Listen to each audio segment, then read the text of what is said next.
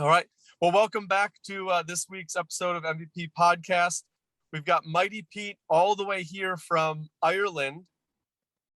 Property manager, big into real estate investing, but very big in mindset. So he's going to talk to us a little bit about his book that he's written, some influences in his mindset and how it helped his real estate career.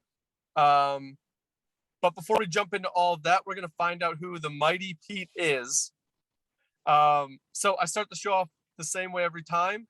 Just a little bit of a background of where you came from in terms of your personal or business and what led you into the success you have now, running it sounds like 2 companies. Yeah. Well, listen, first of all, thanks for having me on the show. It's always great to meet new people and listen, to be able to get out there and hear new things. So yeah, so my name is Mighty Pete. Pete Lonton is my full sort of official title per se. I am also the host of the Fire in the Belly show. I'm a best-selling author, a TEDx speaker, a mentor, entrepreneur, property investor, husband and father of 3 beautiful girls. So that's the headlines, if you like. So really my background is in property. So I started investing in property 21 years ago. I'll save you the math. I'm currently 41. I started when I was 20. I now sort of invest predominantly in residential properties. So what we would call here in Ireland and the UK, it's buy to let. So that's residential property, sort of long-term rent. So super simple, probably the most basic of strategies, but that's worked well for me over, like I say, 21 years. Been through a lot in my life and done some amazing things, but also really had some tough spots too, to be honest, sort of from periods of depression, business downturns, losing the business, and spent a long time not stoking my own fire in my belly, and it all kind of came to a head for me in 2017. And at 37 and a half years of age, I got to a point when actually enough was enough. And I went through a period in my life where it all had to change, and it did. And really that's where we are now, sort of 4.5 years on, where actually before it used to be, mindset was okay. I previously, it was a case of just work harder. If you need to achieve more, just work harder, just push harder. Really since then, I've realized it's all mindset is everything.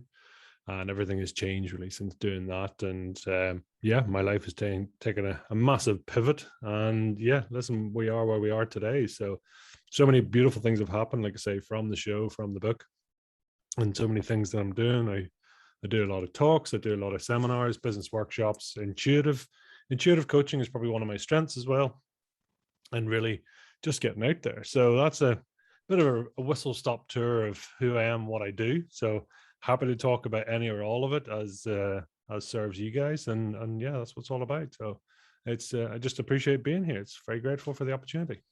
Yeah, no, we're excited. Like I was telling you before the show, the farthest guest we've had, I know it's digital, but me being in real estate, like I am excited to pick your brain on how real estate in Ireland works, because obviously it's all dictated by the law, and I'm sure we've got some differences going on. But before we get into the X's and O's of that, one thing, because I know that a lot of our audience is, they could be held back by something. I can't do that because I don't have money, or I can't do that because my job right now is just taking up too much of my time. I've got too many kids. I can't take on the risk.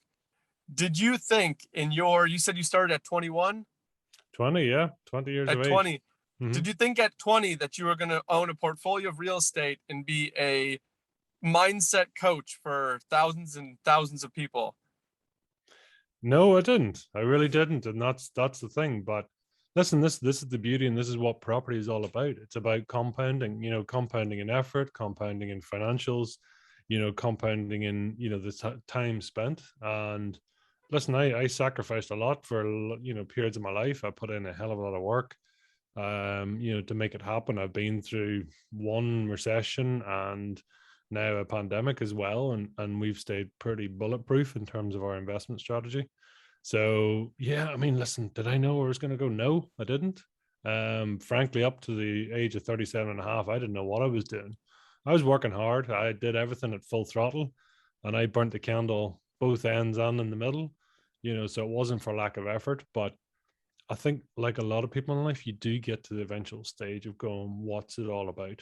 And there Yeah. is a point when effort and energy alone will not take you all the way. You get to the stage when you got to get smarter. You can't work any harder. And that's where I got to. I physically couldn't do any more. And to the point I was actually burning out. So that's when I had to get smarter. And Hmm. understanding now, listen, I sort of say to a lot of people, I mean, I could teach you everything I know about property probably in, over a couple of weeks, and you'll know everything I've learned in 20 odd years, but the difference is mindset. If that property strategy itself is probably 5%, mindset is 95%. You get the mindset Yeah. right, and it's totally different. I mean, I've met the likes of Grant Cardone, some real big real estate investors. Had a beautiful chance to sit around the table with them and talk real estate strategies. And do you know what? That's some of the beauty. That's the opportunities that I've had, and get to see people out there and see what's going on. So I'm super grateful for that. Yeah. It's That's not pretty, an but awesome thing that you were able to do. Sit down with Grant Cardone. He's like the mythical creature that I see on podcasts, and I listen to his podcast. He is like the one person I'm like, man, if I could ever be like him, because I feel like he's got the X's O and the mindset. So, um, but he's always a guest on Bigger Pockets podcast, which is what I listen to here while I'm on the road. He comes on quite frequently. So he was one of the big names that kind of hit me in the face as I started real estate. And I was like, all right, there's a guy that I like his mindset. And like you said, his X's and O's are great, but his mindset is amazing. It's the X's and O's are great, but when you're sitting on a job site and you've got 10 different directions you can take something, you've got to take all that information in and just trust you're going to make a great choice. And sometimes your great choice is to back off. We've had a couple projects where you're in the middle of it and you're like, our best solution is to dump this and get out. And those are yeah. super hard because that's tugging at your ego where you're like, no, I can work harder. We can make this work. And sometimes it just doesn't work. And that's not a failure. That's a success. You just avoided a failure. And that's the mindset stuff that, I mean, when I was in athletics, I was work harder. And then I hit a point where I was like, maybe I don't have to work harder, but I do have to work smarter. And it's finding out efficiency. But I think efficiency is more of a mindset thing as well. But I'm going to look to you to tell me that one, because you are, I'm sure, levels ahead of me in mindset. So if we can dive into your book, what was your basis about why you started it? Was it to inspire others? Was it had you done research and this is what you came up with? What was the background behind the story in your book? Do you know, it's kind of unusual because around 4 odd years ago, whilst I was having what I call my midlife opportunity, you can call it a crisis if you wish. I now look at That's it as, mindset right there. it was an opportunity, right? And Yep. there was some pretty rough days that, I'm open to saying that, and as a guy, I don't mind talking about mental health. That's something that's really quite key. But for me, it got to the stage where this is kind of where fire in the belly, because I was sitting there asking the question, saying, is how is it that some people, listen, get up every morning and go and take over the world, and other people get up and just turn over the TV or turn over and go back to sleep? What's the difference? Why do some of us, really want to excel in life and decide that enough is enough and move on, and some people don't? And I was really just curious to know, because I was at that stage. I physically couldn't work any harder. I'd bang my head off the wall. Like I say, I was working like a dog, and yet we were losing the business, and I could not stop that. And then we had young kids as well, so there was sleep deprivation thrown in on top, and that's enough to put anyone mad, the sleep deprivation alone. So you have that, and then you have expectations, and I'm sitting here going, I'm so busy, but I don't know, am I doing what I love? No, I don't know what I want, and truly I was just lost in my passion, lost in my purpose, lost in everything else. I couldn't work any harder. And I was just totally confused. And then you get the likes of Grant Cardone and a lot of the UK investors, and I get the opportunity to speak with a lot of them, and you're sitting there going, here's guys that are talking about, you know, hundreds and thousands of developments and properties or things that are going on, and I'm sitting here and struggling, going, how do I get the next one? Yeah. And this is the one thing, it just totally confused me. But from that, one thing that kept coming into my head is going, what's someone's, we talk about these gut instincts, and we talk about, what drives you, what's your passion, what's your fire in your belly, what's this, what's it? And I just kept running through my head. And like I say, this was a really sort of fairly, there's a great saying that I love, is really, from your darkest hour comes your brightest moment. And there's always, quite often it's the point when enough is enough. And I had that, and the sort of the turning point for me in there, which I talked about a lot in my TEDx talk, and it was there is, when you decide enough is enough. It's when you make a decision, when it's no longer acceptable to say, I'm willing to keep holding on to this situation, that actually something must change. And that's a huge part in there. But really where I was sort of moving on to is saying that actually I then got curious and saying, what makes you different? What makes the next person different? What makes that person, the man, woman, entrepreneur, actor, whoever, I mean, what makes them tick? How is it that they decide to get up and keep, going to practice, trying more, trying again, failing, trying, failing, trying? And, really, what was that all about? And that's when literally Fire in the Belly came about, because I know I could, it was non-political, it was geographical. And I could say to you, really, Marcus, what's your fire in your belly? And you would have a passion that means something to you, and a purpose, and where you are in your life. And I could then talk to somebody else from the other side of the world, and talk to them. And they would say, and it could be, and I've met people really, and this is what happened. So originally I was going to do a book. It was ironic because at the same time I was diagnosed with dyslexia and ADHD. So this was quite late on. So like I say, I'm 41, so 37, 38 is when I was diagnosed. Whoa. And I'm So now, 38 years you lived with dyslexia and you had no idea what was going on. It was kind of almost like a running joke. But this is the thing, especially with dyslexia and ADHD, is actually what happens is the brain is clever enough to compensate. So we compensate and we disguise. Now that can be compensating in terms of hard work. So you may be weak in some spot, but actually what you do is you work longer, harder, faster. You do certain things that, and it's not, dyslexia is always a funny one. And I like to explain it that it's not that you can't read or write, because I can. I'm below average in terms of IQ, in terms of reading and writing. It's just something I will never do for leisure or pleasure, so I can do it. But then you say, right, well, if you then understand your weaknesses, then I can understand my strengths. So my purpose for actually getting tested was ironically for my daughters, so that I knew if I had it, chances are they would have it. So if we got them, if we had to, we knew we could get them diagnosed through the schooling system. So I managed to get through the schooling system, and looking back, I'm like going, this makes so much sense now. There's so many black spots that basically should have got picked up, didn't, and it's shoulda, coulda, woulda. I'm not sort of saying it's failing the system. So we're just in very different times now, Yeah.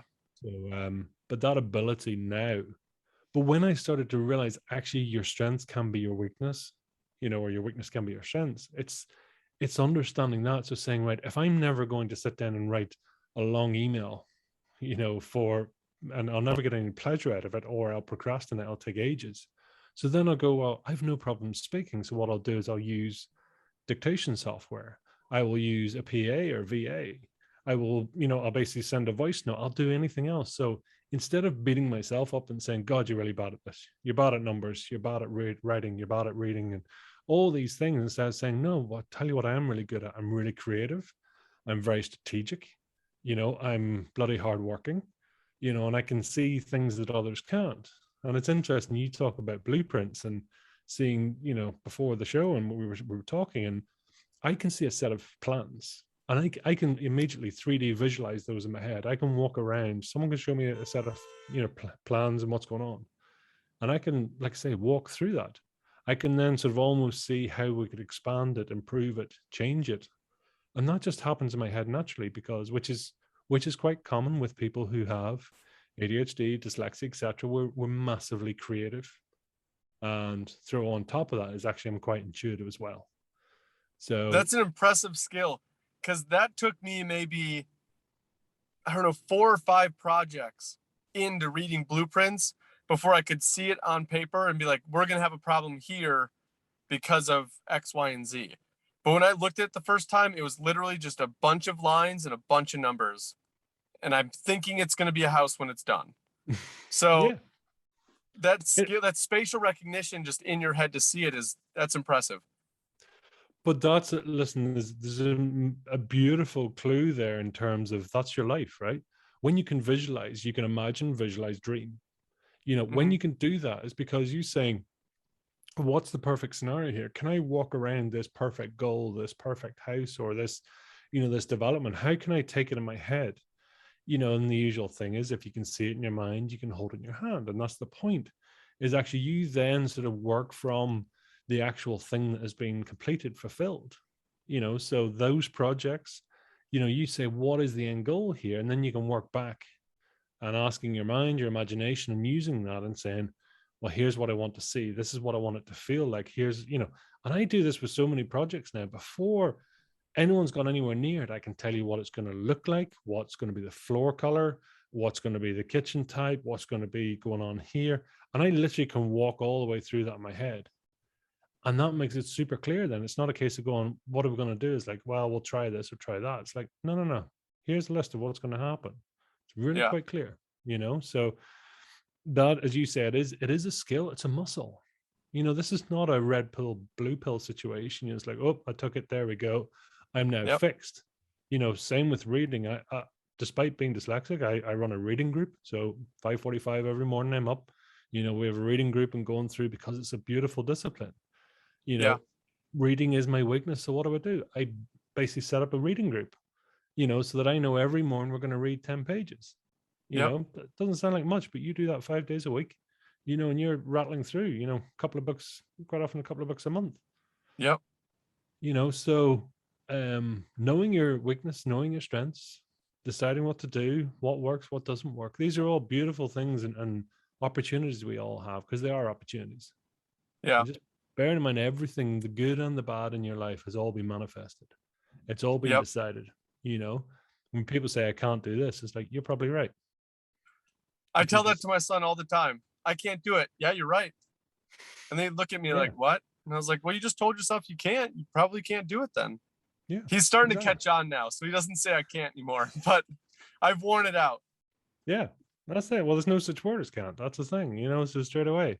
It's language. I'm big into language, and that's so a very long answer to your question, really how the book came about. So I launched the Fire in the Belly podcast because it was a beautiful way to talk to people. We ended up every time having, the show, typically we're anywhere from an hour to 2 hours, maybe even longer in each episode. So we get to hear about people's journeys. And I started that, and we've done over 400 interviews. I think we've launched about 230 odd episodes. But to me, it was just like a guilty pleasure, because ironically, the property was working almost automatically. The property, generally, it actually works better when I'm not involved. Sounds strange, but it's that's the beauty of the system. Happy to share more about that. But really, we ended up with so much content, but actually without even the content, and like, people share some amazing stuff and information they've learned. The key thing I was sort of saying is there, that's the point in the title of the book, is be heard to be rich. Listen to your inner genius. And that's the one thing I've sort of said is, like, bearing in mind, you're made up of 7.2 trillion cells. There's so many things inside you. And that's of any of those 7.2 trillion cells, you could isolate any one of them. They have, inside of that cell has the capability to become another version of what it is, or to create a new human. We've all come from 2 cells, a sperm and an egg. 2 cells become one, and that's the thing. So we've come from 1 cell to become 7.2 trillion cells. So people sort of say, oh, who am I? I'm nothing. And it's like, no, you've got it totally wrong. You're everything. And Yeah. that's the difference.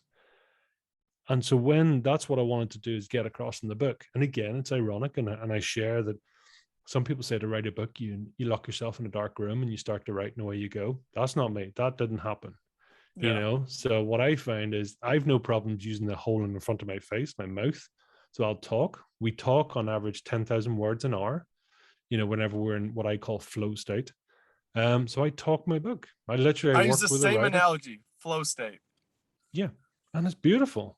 And Mm-hmm. literally that's it. So, I mean, and I now, ironically, I help people write their books as well. It's like, because you go into flow state, you do that, and you ask the right questions, and people will tell you, and they'll hit their natural vibe, Yeah. and you do that. So the book was all about that, what I started to see in terms of, how to listen, and not just listen in terms of what's going on, listen to the language, the tone, the energy, the unanswered question, the answered question, how Yep. you've actually changed tenses, how I refer to myself. So I call myself I, me, myself, we. Yeah. When we switch tenses like that, quite often we're referring to different parts of our lives. So it's my observations. That's what the book was all about in terms of how you do that. I mean, I'm fortunate enough that people come onto the show and they say, listen, it's the deepest show I've ever done. I've learned things about myself I hadn't intended. We get a huge spoil rate. I call it spoil rate. There are episodes that will never go live. And literally we've like over a third of the shows. Because it Simply gets too deep, too emotional too for emotional. public to Yeah. even. Yeah. And there's quite often there's times we're saying it's either too emotional. They end up chatting. It's like, it's a bit like this. It feels like Yeah. we're just chatting to a friend. We forget it, the record button's on, and that's what I say. But that's my intention for the show is actually, and it's my intention is to have a beautiful conversation. If everything permits, then we will release the episode as a show. But actually, that's secondary. The main thing is to have this beautiful conversation. So we Yeah. always hold it in a safe space and saying, listen, we don't do anything for the next 3 days. And if you wake up tomorrow morning and going, that's great, but the world's not ready to hear what I've said yet, that's cool. We put it on ice, Yeah. we put it there, or vice versa. I've said to more people and saying, listen, we're not doing your journey any respect. Actually, this needs to be a book. This needs to be a program. This is sitting right here. And what we'll do is we'll make sure and either help you get ready and then release the episode at the right time, or hold it off, or just get the episode transcribed. And that's a bump start to you writing your book, so Yeah. that's where the intuitive side I comes love in. that philosophy on it.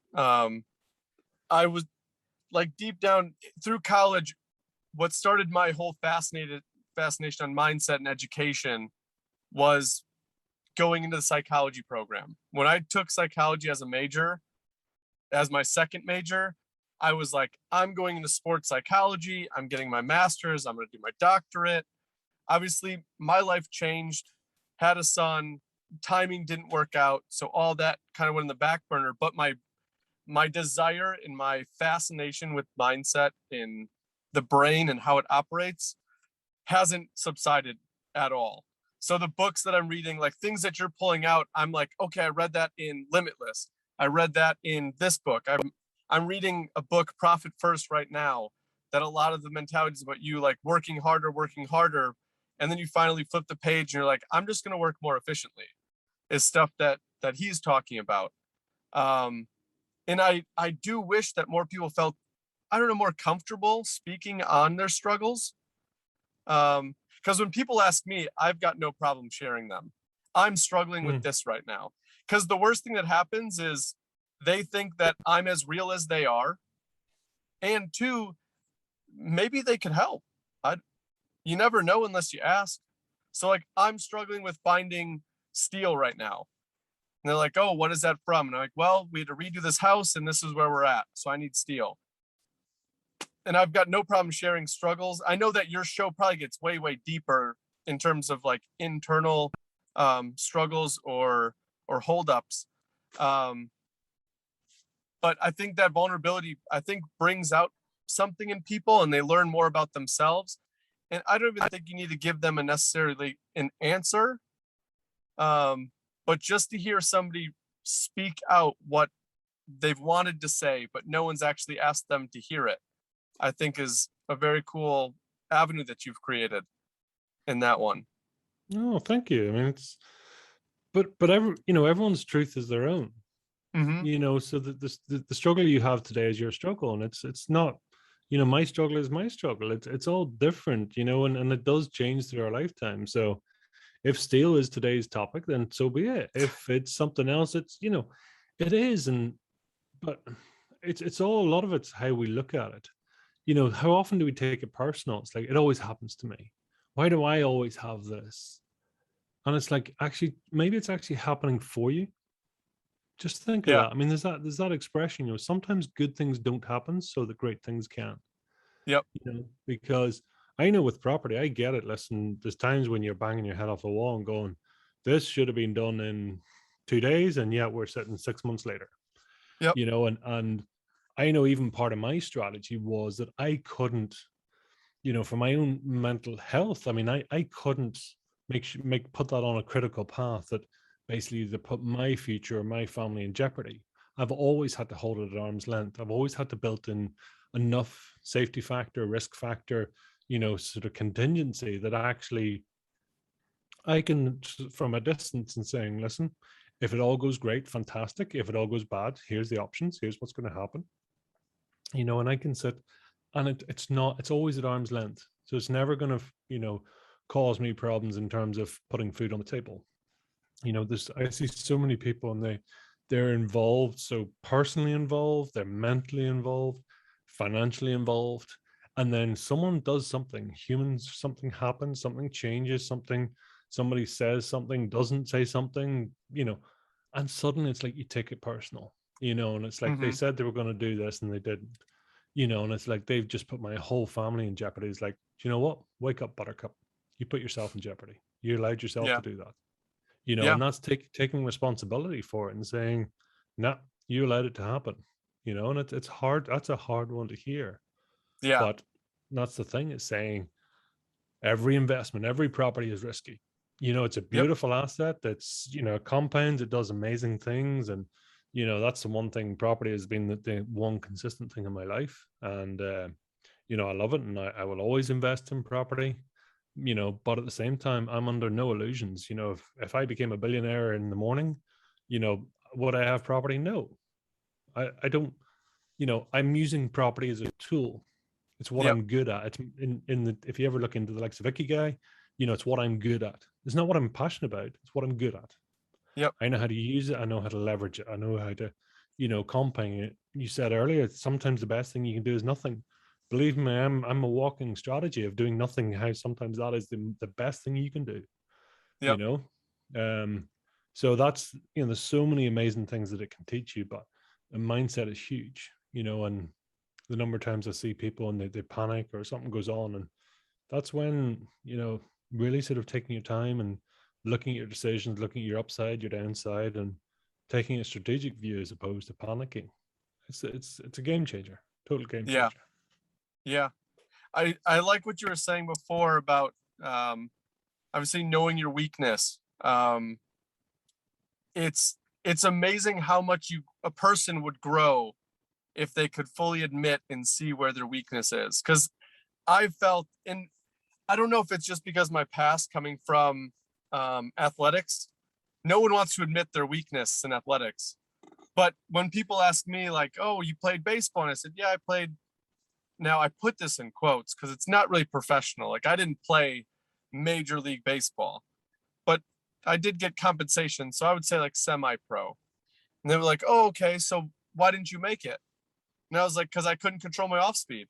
I couldn't control my changeup, and I couldn't control my curveball. I could throw it for a strike, but if you're talking major league level and where I Hmm. was at in terms of controlling that, I just wasn't there, and that was my thing. The velocity being a lefty, yeah, that's okay, but like I know my weakness was there. I was working on that.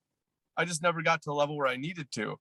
And for me to understand my weakness, I know where it was, and I'm grateful for where baseball took me. And I think all of that understanding of myself and where I could push myself and where I could kind of, I always call it poke. Like I poke my weaknesses to see how much I'm going to push back on them. So I'm going to put it back in that baseball reference, if I had a good count and I wanted to throw a specific off-speed pitch and it was a safe situation, I'd push myself to throw it. Even knowing in my head it was a weakness, trying to block that out and just focus on, like, I know where I'm at. I know my skill level. I know I can do it. Just let your body do it. And you get comfortable and comfortable. And now I take that into real estate. The first house I built from scratch, I didn't know what I was doing, but I've got the instructions. I've followed instructions before. And obviously there's builders and all that, people I can lean on, but it's my weakness that I need to come over. So I'm going to take on the weakness. I'm going to stretch out, let people know this is my first time. I'm going to need help. They're more than willing to help. And now my weakness is a lesser of my weakness. It's still not up where my strengths are, but I'm not at square one. But I wouldn't have built that knowledge if I didn't poke my weakness. Yeah. So, and that's a beautiful way of looking at it. It's, you know, I mean, I would argue, you know, who says it's a weakness, you know, but I think the overall thing there for me is, like, it's always become, you know, a raving amateur. That's the one thing, you know, and saying, I don't know if I'll ever become professional. I mean, I'm 21 years in property and I learn something every day. Everyone I speak to can teach me something. But by accepting the title of, and if you follow, you know, the sort of the $10,000 rule, you know, it's like, even I'm, like, say 20 years, I'm probably only just starting to get it to halfway towards my $10,000 rule to becoming an expert, you know. But really by being a raving amateur means that I hit it with energy. I decide that actually I'm going to turn up, I'm going to make mistakes, but you know what? My intention's good, my goals, my, you know, my ideas are solid. Does it work out? No, but you know what? I'm willing to sort of say, we committed. Do you know what? Wasn't the best idea, that one. And that's the beautiful thing about making a mistake, is guaranteed the next time you won't make it, or you will. That is true. That's, you know, you're sort of saying, great, I'm closer to not making that mistake next time. I'm closer to, that's taught me, you know, all these experiences have meant that the big one or the next deal that's coming up, it means I'm able to wipe out all the mistakes that are made before. So suddenly it's like, now this is why I am fit for the next project, because the stuff that could trip me up, yeah, I've done that. I've sort of burnt those off in the small projects or the previous ones. So I'm ready for the next one. You know, so it's realizing that actually your journey is, you know, it's out there, it's ahead of you, you know, and all these things, all these experiences you're going through is basically like ticking this checklist and this sort of underside, you know, we've got to fill all the boxes to get us ready for the, you know, the thing that we love, the thing that we, you know, is going to change our lives in whatever way, shape or form. You know, we're moving closer to our passion, our purpose, and saying, yeah, this is all just one big exercise. You know, whether you succeeded or, well, you can, if you view that you succeeded or you view that you failed, you know, it is what it is. And like I say, it's just getting you ready for something else in life. You know? Yeah. The process is I know everybody speaks on, I don't know if you watch NBA, but Joel Embiid always says, trust the process. And I feel like it's been oversaid now, but the process is really what it's at. I don't think I'll ever know everything about real estate. And if I do, I'm mistaken, because there are experts way smarter than me that have been in it for decades and decades longer, and they're still learning. The first thing that I learned when I got into real estate was, if you wait until you're comfortable or you think you know everything, you've just wasted so much time and you'll probably never get started. So then I was like, okay, they're telling me just to jump in. Let's jump in. And I just took off with it. So that was one thing that set out, was that process thing. I don't know everything. I'm comfortable not knowing everything. If I don't know it, I'm comfortable going to find the answer. But otherwise, I'm just trusting the process, that we're doing it correctly, and you do your checks and balances to make sure you're not going too far off. And yeah, I like that philosophy. I really do. I mean, especially with property, and it's the same with everything in life. Is just because it's big doesn't mean it's beautiful. You know, same with life. Just because you're, you know, drilling a 80-hour a week doesn't mean you're better. In fact, quite often it might mean you're worse. You know, and it's not. I mean, it's not. There's no such thing as worse, but you know, it's just subjective, right? It's what's right for you. You know, Mm-hmm. I've got to the stage in my life, like I said, I couldn't physically work any harder. In fact, and you know, for me to grow, I needed to work harder. And it's like, there's something not right here. There's people who have achieved far more than me and yet working far less than me. So for me to actually admit to myself and saying my formula was wrong, you Mm-hmm. know, it's like I've done well. And this is the weird thing too, is because, you know, people sort of think, you know, well, you've got it sorted or you've got all this. And it's like, some things I do, yeah, but there's other things. It's like, no, I'm well off the mark, you know, and getting them, you know, sitting down around the table with the likes of Grant Cardone, you know, and it was a funny thing. I mean, I don't mind sharing one of my big goals is 1,000 properties to, you know, to have in my portfolio. And I shared this with Grant, and he was so saying to me, he's like, "Oh, is that this year?" And I'm like, no, that's my lifetime." He's like, "Oh man, you should be ashamed." And in that one moment, I got more insight into that, and it's like I'm just thinking on the wrong level here. You know, I was thinking 1,000 properties in my lifetime, and he's saying, you know, in 1 year. It's like, Jesus, you know, what Yeah. do I do with that? You know, there's so many people who go, "Oh, 1,000 properties, how could you do that?" or whatever. And it's like, never take advice for someone that hasn't either done it or is doing it. You know, because Yeah. mentors will never run you down. They'll always help you up or guide you the best that they can, or they, you know, they'll never speak bad of you. And that's the one thing. So coming out of that meeting, that was one of the things, you know, sitting with Grant and doing that. And that's just absolute belief and certainty. And bearing in mind, you know, the bigger the deals, the harder the deals, whatever it is, the air gets thinner. It means there's less people that can do it. It means there's less, you know, competition. You know, there's more people that actually, you know, really can't bid on it. Pricing gets better. You start to scale. You get, you know, opportunities that other people don't. You know, and it's always interesting. You know, I've done some deals where the finance cost is horrendous. You know, and it's like, it's, you know, I'm borrowing money there at even at, you know, 10% plus, and it's, you kind of going, this is not viable. And it's like, but it is, because of the upside is there, and it allows me to do a deal that people can't do. Then it's a perfect deal. You know, that's just the cost of doing business. People forget that, and this, you know, they take it personal. That's a crazy Yeah. loan. It's like, well, yeah, but if that allows me to do a deal, I mean, I bought property, and, you know, there was problems with the title, you know, problem with the legal documents of the building.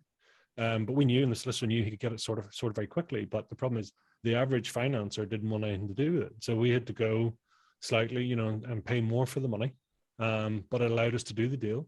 And then once we had all the legal paperwork lined up, then suddenly the value of the property shot up. Suddenly that cheap money, or that expensive money, looked cheap, because it had facilitated a deal that suddenly now it you know, Yeah. it capitalized and end up with amazing value. We were able to go back into the market, get very cheap finance on it. We had a huge Yeah. amount of equity built in because we had solved the problem. You know, and that's a lot of what real estate is solving problems. It You is. know, you know, it's, how do you get it? You got a steel shortage? It's like, well, actually, no, there's no shortage of steel in the world. Same with money. There's never been more money in the world. The Yep. question is, who's got it? Right. Grant Carter, he's a great one for that. Who's got my money? You know, that's, it's, there's no shortage. It's just, it's in the wrong place. And that's what you need Yeah. to ask. How do I And get, like, I would think Grant Cardone, obviously he said that to you about why isn't that this year? I mean, Grant Cardone, to my knowledge, doesn't have more time in the day. So it's not like he's got more hours or more work ethic than you. yeah, That's just his passion, and that's his mindset. If he wants to get it done, he gets it done. I would be surprised if that wasn't his mindset starting out. If he wasn't just the absolute go-getter, I'm going to do this. I'm going to picture it in my head, and it's going to be in my hand in a little bit. Um, Obviously, it develops a little bit, but you got to yeah. have a baseline. I'm sure he had that baseline when he started. It's the same with all of this, you know. I mean, now Grant's, you know, Scientology is one of his things, law of attraction. I mean, it's big in any of the high performers, and you'll know this from athletics and any of those. You know, they are big into mindset. You know, Mm-hmm. it is just everything you could think of: law of attraction, reading, skill set, mindset, you know, emotional intelligence, you know, intuition. And it's like they are driving because you need that sort of edge of performance. And this Yeah. to me is the difference between you can motivate somebody, and that's great for a short time. You can inspire somebody, and maybe that's great for a longer time. But those are very short term and they need energy. The difference is then if you transform somebody, that's transformation is game changing, because Hmm. you've changed basically their DNA. You've changed how they act and feel every day of the week. Because when the shit starts coming down, when suddenly, as you say, it's almost like the world's against me, I can't get steel, labor's let me down, contractors aren't turning up, people are changing their prices, the legal guys, attorneys are messing up, whatever's happening. And it's so easy for the mindset to go, poor me, why me, why me? Yeah. And it's like, don't flatter yourself. It's nothing to Right. do with you. Right. It's a It story. it reminds me of intrinsic and extrinsic motivation. The extrinsic motivation will get you going. It will carry you through the day. The inspiration might carry you through the week, the month. But that internal motivation where you've got, like your book, the fire inside of you, that's going to take that's your train that's not going to stop. So if you can somehow, and that was my fascination, if you could get into somebody's head and light that fire, find out whatever inside them motivated them to do whatever. If they wanted to get into an industry that I knew nothing about, if they wanted to get into, I'm saying shoes because I'm wearing Crocs right now. So if they wanted to get into the shoe business, I know nothing about shoes. I couldn't evaluate shoes, couldn't tell you brands, couldn't tell you prices. But if they wanted to get into shoes, I want to get like inside the person and talk and like find out what motivates them so they can be passionate enough and that is what they want to do. And I'm just equating it to your ignite the fire philosophy on that one. But I want to touch I a genuinely little bit. believe. What is that? Sorry. No, I mean, I think it's a core belief for me. I genuinely believe if as long as you've got a beat in your heart and a breath in your lung, is you have a fire in your belly. And that's the thing. It's just, people forget that, and it's always there, and all your ideas and your truth are all within you. You don't need extra courses. You don't need all this. It's already in there. Now, what it takes is confidence to get it out. But it's down to that. It's understanding that, I've spoken to people who are having, in the darkest hour, and I've spoken to people who are at the top of their game. And that's the difference. It's knowing that actually that secret recipe, that secret fire in your belly is within you, so it's just a case of, how big is my flame right now? Yeah. So that belief in yourself and that belief in who you are and what you do, that's key. Yeah. I mean, I'm excited to get the book. I'm excited to read it. I'm sure I'm going to take a lot of nuggets out of it. I'll sit there with my Sharpie, or not my Sharpie, my highlighter, and go through. But before we go, because we only have like 10 more minutes until we got to cut out, I try to limit it to an hour. But we've had guests on before. So if we don't get to everything real estate, which I don't think we will in 10 minutes, we'll have to get you back to talk more real estate focus. But what was going on with your first deal? Where were you? How did it come about? How did you find out about it? What convinced you to pull the trigger on it and say like, yep, I'm doing this? What Super was simple. super simple? I'm excited to hear this. 20 years of age. I always, as a kid, I always loved Monopoly. Okay, this sounds really basic, but when I looked, and it was through family that basically a friend of my sister's basically was a property up for sale, and I got curious. There is some investors in our family, so there was a bit of background, and I understood it. But I quickly sat down with this property and I looked at it, and it's very typical for my sort of profile of investing. But I looked at, took it and saying, well, it can be rented out for X. Like, what's my bills? So then said, well, the mortgage is this. My downside is if the tenant leaves, my costs for insurance, for agents, for all that, and here it is. So if I do nothing more than, rent it for, at the time, it would have been, so the equivalent of about $600 a month, all my costs were coming in at like $350 equivalent.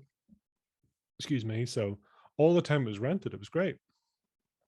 And then I sort of said, well, what can happen? The tenant can leave. I could potentially never get a tenant back in for whatever reason. So if I can afford to bear that, the base cost, then, that's okay. I can live with that. That's the risk. That's my downside. But that's, I bought that 21 years ago and I still have that to this day. It's the same tenant. They've never left. The rent is After just 21 crept years. up. Yeah, 21 years. That So is the investor's dream, is to have one good tenant for as long as you can. it's, it's a dream, but sometimes then you buy the right profile of properties and tenants will never leave. It's not quite often. It's not that, people are saying, oh, it's finding the right investor. It's like, we'll find the right investment. Right. And then the tenant will always stay. I have some of the best standards of property. So it sounds strange. I mean, I will have property in the street, that's maybe there could be 100 houses on the street. Mine will be probably the most energy efficient house. Okay. And people go, why would you do that? And saying, well, I want my tenant to live in something that's a really good standard. I want them to know that they've got one of the best houses in the street. I want it to be the cheapest house for them to run. So whenever it comes to people saying, would you think of moving? It's like, why would I move? In fact, there's nothing comparable. I'm spoiled here. Yeah. And so by reinvesting, and I want that property, because the other thing is, like with any risk, I'm not bulletproof like anyone else. I want to say, if I had to have a fire sale, I would want that property to be in the best condition when it hit the market so that I can maximize the value. If I had to pull the trigger tomorrow for whatever reason and I needed to get rid of it quick, this is not a rundown hovel that I'm just trying to flog and take anything for. This is kind of going, this is mid to high level in terms of its standard. Its qualities there. I know investors are going to come in and see it and run the numbers and go, this is a no-brainer. And if it's a no-brainer, then yeah, you maximize your price. So at all point, I mean, the value of my estate is it's pointless talking about. It means nothing till the day you sell. So people, because the ego steps in and go, what are you worth? And it's like, well, I'm worth nothing until the day I sell. It's just, for now, it's just figures and numbers on a page, but and that's the one thing. But I'm on a buy and die strategy anyway. So my thing is, I'm quite happy to have that tenant staying for 21 years and staying for another 21 years, because, if I'm sitting there making $200, $300, $400 a month off that property, and some people say, do you know what, is it really worth the hassle? And it's like, well, that's a particularly good one. It's been there, but people forget about the compound effect. It's saying, right, well, for $300 a month, people say, why would you do it? And saying, right, well, okay, fair enough, good point. And it's like the risk and all the rest. And saying, well, how would you feel if you had 5 of them? And you had 5 $300 a month, $1,500 a month. And then people go, God, the stress and all that. And it's like, well, no, it's easier now because of scale. I now have more agents. I have another PA that does all the stuff. And then saying, well, if I had 5, why not just have 50? And then I could have $15,000 a month coming in, and that's pretty much how this all came about. Yeah. People sort of almost try to maximize one property and then they take it personal when the tenant leaves. I build into my figures that actually I'm going to lose a month's rent every year for whatever reason. And if it happens, it's like, yeah, that's cool. If it doesn't happen, oh, that's even cool. We have a bit more in the pot. But then we'll do saying, right, well, we have a service strategy. So everything has a lifespan. The building has a lifespan. The tenant has a lifespan. The boiler, the windows, everything has a lifespan. People, when they're doing investments, they take it personal and they're going, the boiler quit. It's like, yeah, well, that's predictable. Yeah. And it's like, so we have a 3 strikes and it's out policy. I'll go out and send an engineer out once, maybe twice. Third time it's out, it's gone. And I'll get the new product in and it's got a 10-year warranty. And so we always have this mindset of, instead of trying to do it on a shoestring and saying, no, we have budgeted for this. We have capitalized for this. We know what's coming. And it's like, I know, because plumbers and fitters now know that if they get a phone call from me, it's done. It's like, I want a new boiler in and I know the pricing and it's in, and they know they'll be paid that day, and it's being decisive, being clear, It's nothing personal. The boiler didn't break down to upset you and give you a bad year and a bad day or whatever. It's Right. more for you. You haven't planned. You haven't been strategic. Yep. So it's some of the things I see with property. People come in and take it personal, and then they try and manage the tenant themselves, and they do all this, and then tenants do what tenants do, and sometimes if it's badly managed, then the tenant's badly managed, and you rent to the wrong person or whatever it is, and the tone is set, and Yeah. then it starts upsetting people, and they're going, "Why would you do this?" It's going, "You're looking at it from a passion point of view. I'm looking at it from a business perspective." And that's a So good way to say it. Because there's a lot yeah. of people that talk to me and they're like, so if the toilet breaks at 2, you have to go fix it? Maybe. They're like, what do you mean maybe? And I was like, I've got plumbers that would probably take the call and I could pay to go do that, and then I'd go back to bed.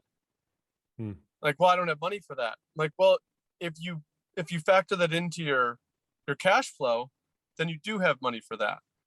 So everything is there. You just have to schedule it and kind of see what's going to happen. Windows are going to fail. Water heaters are going to fail. Furnaces are going to fail. So allot your whatever percentage per month into your rainy day fund. And then when it happens, you take the phone call. I remember I was out with my friends this summer, and we just had a tenant move in. We just renovated this place, put the new water heater in, and the tenants called like, hey, we don't have hot water. And I was like, okay, give me 10 minutes. Hung up. I called the plumber. It's like, hey, water heater broke. Would you be able to replace that for me? He said, yep, I'll be out tomorrow. Called him back. Said, the plumber's going to be there tomorrow. Is there anything you can do? Do you need hot water? Your parents live nearby. What can I do? And they're like, oh, we'll be fine. So I just hung up and went back to what we were doing. And I got berated with questions about like, oh my God, the water heater went out? And I said, yep, just like a water heater would do. I mean, I bought an old property, so it was an old water heater. They're like, how much does that cost? And I was like, I have no idea, but they roughly are in this price. I'm going to see what the plumber says. But this plumber that I've worked with, obviously with all these things, I kind of know what price point. And the thing that I've set up is if it's under X amount of dollar amount, they just do it right away. And if it's over, they have to get the clearance from me. So when he basically said he'll be there and didn't send me an invoice, it was going to be under that threshold. I was comfortable with it. The money was already saved up for it. So went and did it. And those are things that, I mean, the water heater didn't do it on purpose.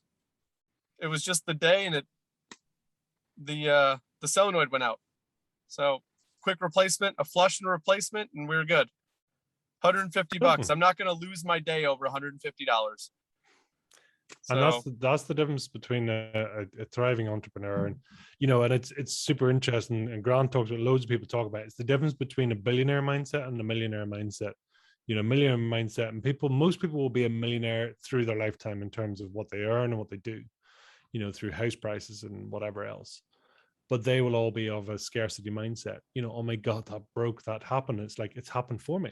It's genuinely happened for me. If I can see the good part of this is I learned to, speak to my plumber. I learned to actually set these systems in place. I learned to have these processes. I learned to get stressed, but then release the stress. I learned how to move things on and get over problems. And that's beautiful, because the air is cleaner up there, because the average person saying, I can't cope.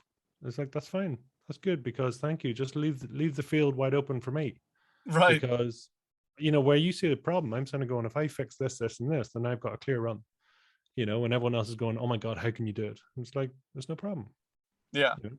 I mean, and that was a more complicated situation, because since then I've obviously set up processes, and now I've got a CRM that literally has a vacation mode. So I have all my contractors in, I flip a switch, and while that switch is on, I won't get a phone call. If the tenants call, they'll call my CRM. They will call my contractor. My contractor will go. All I do is pay the bill. So if I really wanted to be completely hands off, I could forever. Obviously, I don't want to, but that goes into purchasing, and you set up that property management percentage. And this is something that I might have learned from Grant, or at least on that Bigger Pockets podcast where I heard him. They said always buy your property like somebody else. You're gonna have to pay somebody else to manage it, even if you do it yourself, because you cannot manage one property forever. When you've got 1,000, you can't focus on one. So you're gonna have to set up a buffer for property management. So I went in, oddly enough, I went in buying this property, knowing I was gonna tear it down in less than 10 years, and knowing that I put in a buffer for property management already, even though I was doing it myself. So I definitely sleep easier knowing that I have not thought through every situation, but a majority of situations are already thought through. Yeah, and that's, I mean, a lot of that's putting a value on your time. People don't do that. People don't put a value in saying, you know, I know for me, it's like, you know, I have a value per hour. And it's like, as you say, it's whether it's a plumber or somebody else, is like, that, why would I do, you know, it's the old thing of why would I have a dog and bark myself? It's like, I have a dollar amount, you know, and I would be saying to myself, I'll be sitting there on average about $1,000 an hour. It's like any task that's can be done for less than $1,000 an hour, give it out.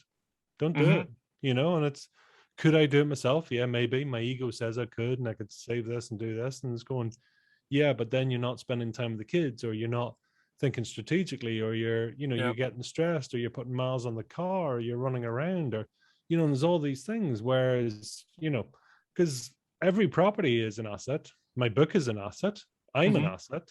You know, every talk I do, every program I write, every, you know, mentee that I have, they're all assets, different assets. You know, I always believe you should have at least 9 asset classes in your, you know, in your life and in your portfolio. Some will be static, some will be long term. You know, some will be emotional assets, some will be financial, some will be energetic assets. You know, and until you learn how to basically have multiple assets in growth at the same time, you will always have a job. You'll always have it, you know. And I've seen so many investments in so many properties that it's not an asset, it's a job. You know, it's a really sort of twisted saving scheme, in that it's costing them more, and people justify that they spend a few, you know, cost them a few pounds each month. And it's like, no, that's a saving scheme. Yeah, that's not growing, that's a saving scheme. You know, and people don't know the numbers, and they just hope and they think, and, you know, but anyway, it's a whole new topic, you know, but you know, it's awesome. Yeah, that 10x was, there's many different parts in my real estate career that I can pick out. And oddly enough, it gets aligned with a book. And that 10x book hit right when I was in an impasse of, I was trying to carry my full-time job, but get into real estate. And I was trying to do both. And I was finding myself not doing both well. Like, if I'm doing something, I want to do it well. And I found myself doing both, but not well. So something had to go. And as I'm reading that book, he talks about how he could do it, but does he have to? I mean, and I think the one that he was talking about was the dishes and cleaning his house. I can definitely do the dishes and I can definitely clean my house. But, and this is where I was, like, I didn't want a cleaning person because I can do the dishes and I can clean my house. But he was like, I could then have a meeting while someone is cleaning my house where I could make 10 times that and pay the person to do it. And I was like, oh yeah, he has a point. I'm wrong. And I'll humbly say I was wrong in the philosophy on that one. And that's when it just expanded my mind. I was like, okay, so I shouldn't do these things. Even though I can, I shouldn't. And now it's battling on my ego where I'm not on the job site every day. So I'm not with the crew and I'm not with the guys that started. Now I'm doing other things. And now that's hard for me. But I shouldn't be there because I need to do these other things. Or I guess I don't need to. I have the ability to do them, which will benefit the group of guys that we've got running with us. So constant battles, but definitely fun. I would not trade it for a world. With all the struggles and the hard days that I have and the frustrations and the hiccups, I don't want to do anything else. Yeah. But it's, I mean, even the language there, it's saying constant battle. It's not, it's constant opportunities. I got to change that. You know, it's change that. And it is that thing. It's like going, wow, I get to learn about this today. You know, it's nothing personal. That didn't break. It's going, wow, I get to learn. And then this might actually come in really useful down the line when I'm negotiating something or doing something or whatever. I understand now why this is easy or difficult or harder or expensive or whatever. Every opportunity. And I talk to everyone. Everyone can teach you something. I genuinely Yes. believe that. And if you take the time long enough to actually listen, now you may learn that I never want to talk to that person again. They may teach you that, or they may teach you something that's actually, it gets you a chance to put something into action, or a technique that they use, or why something is better, or what's the best, in the plumbing world, what's the best, of the plumbers, or the techniques or the materials or whatever, and everything. And you just get little nuggets, and all the time you're building on that. Same with these podcasts. That's the whole point. You take little nuggets from each guest, from each person. You're getting better. Every asset, every property, you learn something new. And they're all lining up for something that's due to happen in the future. So this is just all sort of experience building up for you. So Yeah. great experience. Yeah. I'm excited to gain on my experience. I'm going to read your book. As soon as I get off this podcast, I'm ordering the book, because I'm liking exactly what you're saying. I think it's aligning with how I'm thinking, and I may not have the words for it, but I like what you're thinking. So I definitely recommend it. Hopefully our listeners will do that too. We will add a link. Can you buy it on Amazon? Yeah, so on Amazon Okay. all around the world. So we hit bestseller status. So it's been fantastic. Mark Victor Hansen's endorsed it, so it's there. So Be Heard to Be Rich. Listen to Your Inner Genius by myself, Mighty Pete. So it's out there now. It's available. Thank you. Awesome. Yeah, we will definitely add that into the show notes. Is your email the best way for people to get a hold of you? Probably the website's the easiest way. So mightypete.com. So Okay. there you can access in terms of the podcast, the book, the mentoring programs, what's going on. So a bit about me, the whole thing. So yeah, it's mightypete.com. Super simple. Couldn't, let people go and find out and learn more. Awesome. Is your TED talk on there as well? Yeah, so I think we have a link to it, so it's there. If not, you just jump on you can just jump on YouTube, and again, just my name, so it's under either Mighty Pete or Pete Lonton, Lonton. So it's there, and but I'll make sure it's in the show notes as well, so you can see that as well. And again, awesome. It's about why you need to listen to yourself. So people are always looking for experience and authentication from those around them, when actually that all needs to come from within them. And it's it took me a lifetime to realize that. Yeah, I think it's great you come into. I'm not trying to change you. I'm not trying to shove stuff down your throat. It's in you. We just got to go find it. Yeah. So yeah, that's it. That's it. If you want to transform, you can motivate for a while, but like I say, it's transformation is a different thing. But the language people use, the tone they have, the way they set, like I say, I'm big into words and what people say and how they say it. So you listen to what you're saying and what's going on, and then that's the thing. You will learn more about yourself than you ever knew possible. That's the key thing. Absolutely. Well, I appreciate your time. I'm sorry that we went over. I know your show goes a little bit longer, but the background, I kept getting yelled at by Natasha because I kept going longer, and she's like, "We got to keep these things to an hour." So I apologize, Natasha, who's not here. We went over an hour. But we'll definitely get back in touch with you, because one, I want to get a chance to read the book so we can reflect on it. And then two, kind of dive deeper more into maybe your real estate. For some of the people that did gravitate towards your message, like what you're talking about, you can kind of give them a little bit more background into the wonderful world of real estate. Absolutely. No problem at all. If that works for you. Yeah, sure. Awesome. Well, we will get back in touch. I'll make sure all of the information that you shared with us gets in the show notes. We'll send you a copy of the show as well. And then we'll definitely get you back on the calendar, because love the mindset, love talking to you. I'm looking for big things. I'm going to keep following. Yeah, it's all out there. It's all out there ahead of you and waiting for you. So well done, you. Perfect. Well, I appreciate your time. Go have yourself a great weekend. Spend time with the kids. And we'll talk soon. Perfect. Thank you. Appreciate it. Thank you.